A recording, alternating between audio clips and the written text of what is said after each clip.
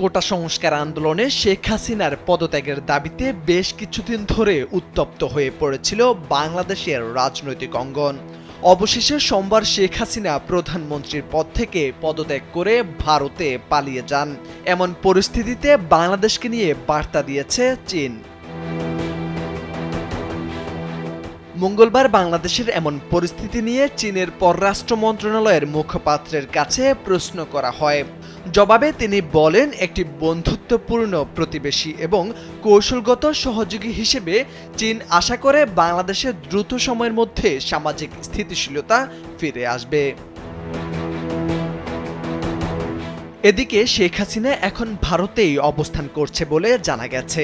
দেশটির পররাষ্ট্রমন্ত্রী এস জয়শঙ্কর জানিয়েছেন, শেখ হাসিনা তাদের কাছে অল্প সময়ের মধ্যে জরুরি ভিত্তিতে আশ্রয় চান।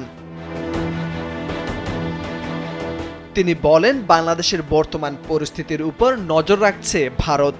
বাংলাদেশ সরকার ভারতীয় হাইকমিশনের নিরাপত্তা নিশ্চিত করবে এমন আশাও ব্যক্ত করেছেন জয়শঙ্কর। জয়শঙ্কর আরও বলেন, বাংলাদেশে 20,000 ভারতীয় নাগরিক ছিলেন, তাদের মধ্যে অন্তত 8,000 জন ফিরে এসেছেন। এছাড়া তাদের নজর সংখ্যালঘুদের উপর থাকবে বলেও জানিয়েছেন তিনি।